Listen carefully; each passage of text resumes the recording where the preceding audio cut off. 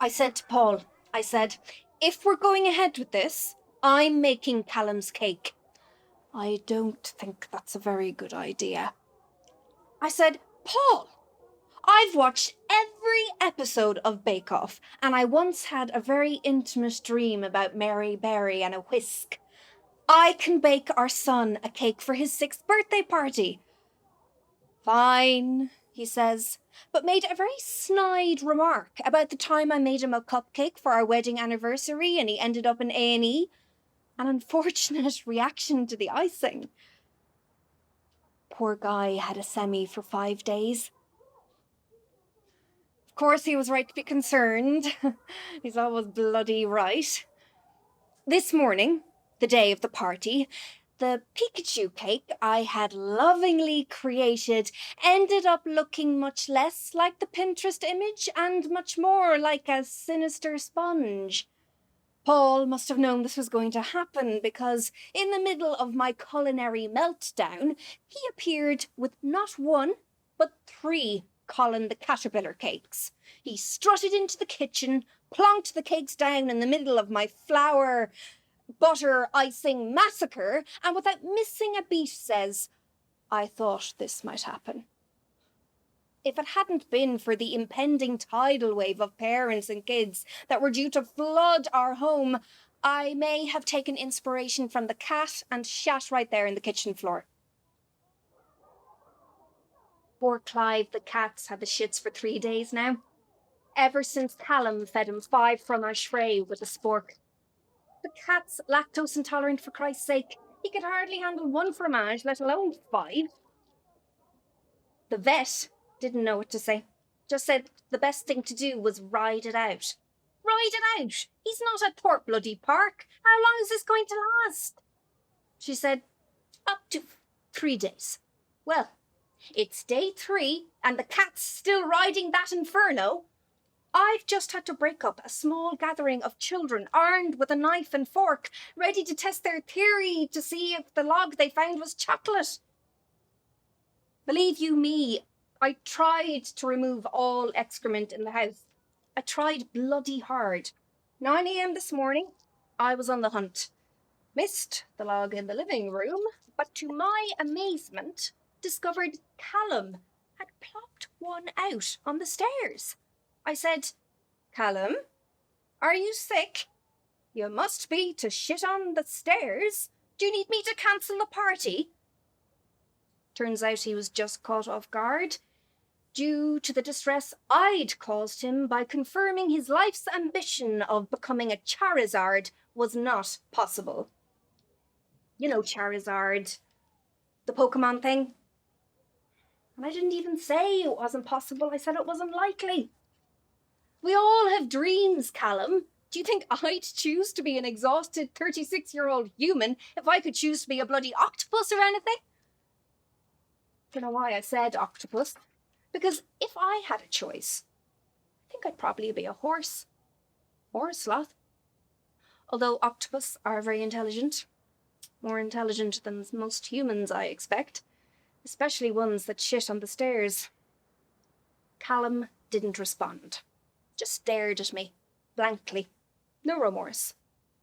Paul then pipes up and tells him anything is possible if you want it hard enough. I appreciated the sentiment, but turning into a Pokemon really is not going to be possible, is it? Though, I did see a documentary the other day about a man who cut off his nose and tattooed his face to look like a lizard, so I guess it is sort of possible. I sent the invites for the party last week, jazzed them up with a Pokemon sticker, made a little joke about catching them all. Fun. I told everyone to arrive at 1 o'clock, made it very clear, highlighted and underlined the time, but at 12 o'clock I already had them lining up at the door. This kind of home invasion is a trend at Callum's school. It all kicked off when Sally threw a party for her kid in September.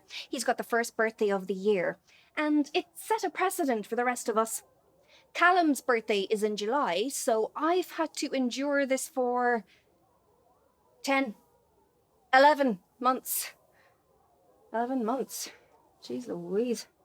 Sure, it's nice for the kids to play, but they don't even supply alcohol. Not anymore. Not since Peggy's dad made everyone margaritas and it got very out of hand. Anne, who's the head of the PTA, well, she projectile vomited over the children while singing Celine Dion's My Heart Will Go On. Luckily, I was out of range, but Paul and Callum were sat in the front row.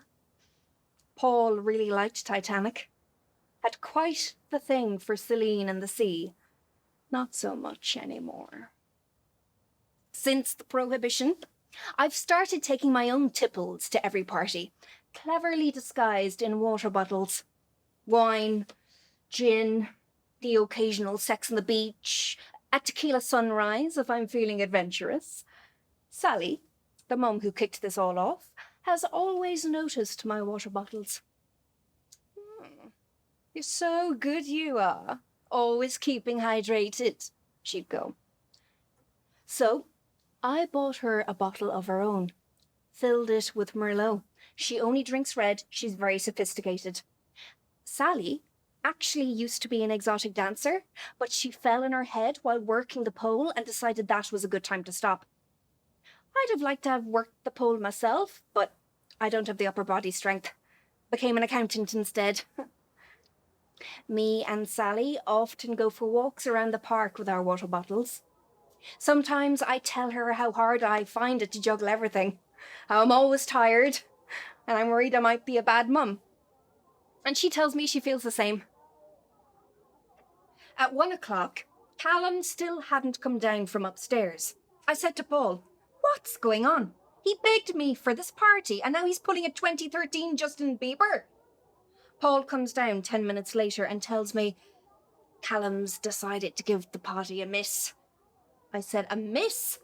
After he rejected my McDonald's McFlurry bowling pitch and demanded to have a party like everyone else? I don't think so." Paul goes up to fetch him, and 5 minutes later, Callum comes down dressed in a Pokemon onesie and a pair of oversized sunglasses from my Victoria Beckham stage. "Why are you wearing my sunglasses?" "Dad said I could." I looked at Paul. Paul looked at me and rubbed his forehead, which I assumed was a thinking gesture, before I realised that Callum had in fact shaved off his eyebrows. How he managed to get the razors, I do not know. And it wasn't just the one. Both eyebrows. Fully off. Very Lord Voldemort. "What have you done to your eyebrows?" "I want it to look like a dragon." Wow. I told him to go outside and play, that nobody would even notice. Of course that was a lie.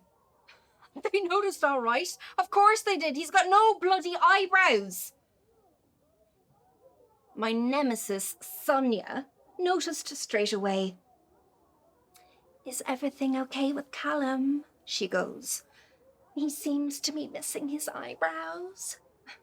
I realise that, Sonia. He's working through a new look.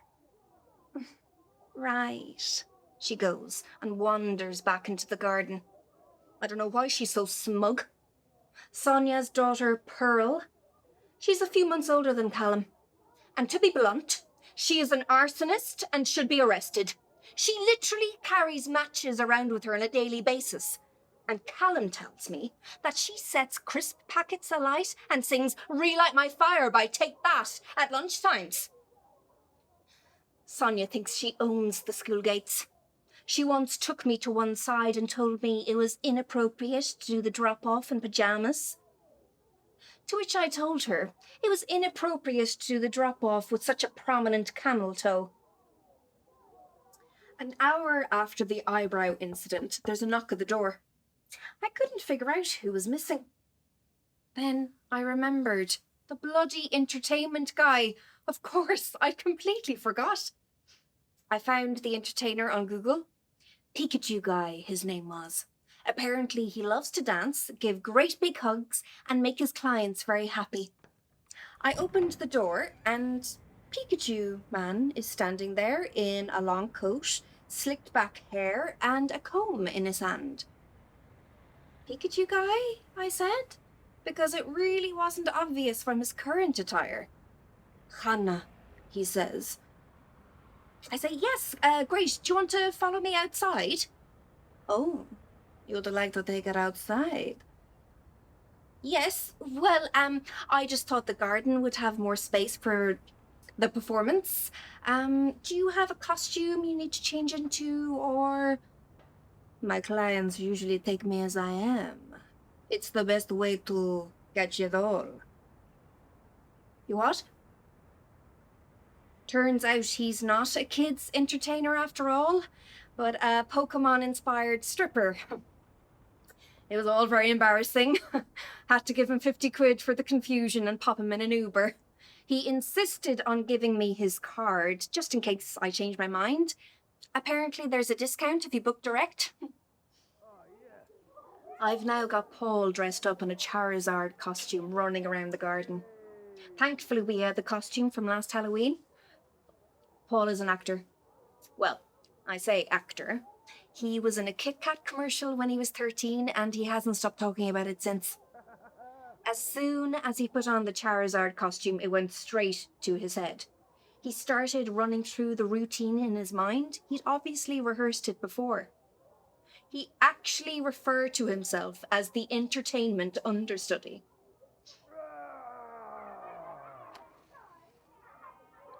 I always knew Paul was going to be a great dad. He has a kind face. A face that says, I give to charity and the homeless. We've tried to have another baby. Been trying for a few years. The doctors said that it's nearly impossible for us to conceive naturally, but that miracles do happen. Secondary infertility. And it's not just the one of us. It's bloody both. Paul has lazy sperm and I've got polycystic ovaries. I should have known too, because I had my palm read when I was 18 and the woman said I was going to end up barren. We could get IVF, but the doctors said even that had a very low chance. We've got Callum, and I'm grateful for that. It's like my mum says, be thankful for what you've got. Although that is quite an irritating comment, especially when she follows it with a scripture from the Bible and 3 Hail Marys. Now when people ask us if we're going to have another baby, I say, no, it's just the one for us. Callum would make a great big brother. Even if he doesn't have any eyebrows. You know, I've been dreading this party. Really, I have. Been waking up in hot sweats, screaming about crustless sandwiches and Pokemon. But it's turned out all right, considering the obstacles. Difficult guests, 6-year-olds. Very entitled. And they fart without warning, which can be quite intrusive. Was that the third roar? Paul said that at the third roar, the routine would come to a show-stopping end.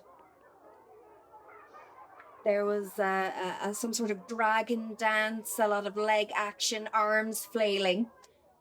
It was at this point he wanted to set his tail on fire, which I'm sure the arsonist would have enjoyed. Luckily, he found a sparkler in the garage, so I told him just to use that instead. It's funny, isn't it? Things that you do that you'll never do again. Days that you know will stay with you forever. Every birthday that you get to celebrate only once.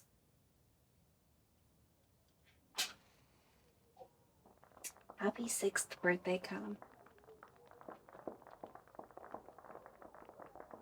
Right, that's my cue for the cake. Happy birthday to you. Happy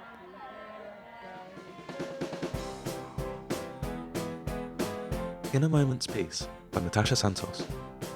Anna was played by Kate O'Rourke. Director was Charlotte Peters, and assistant director Xanthus. It was edited by Euan James Richards, produced by Hope at Home for the Hope Theatre.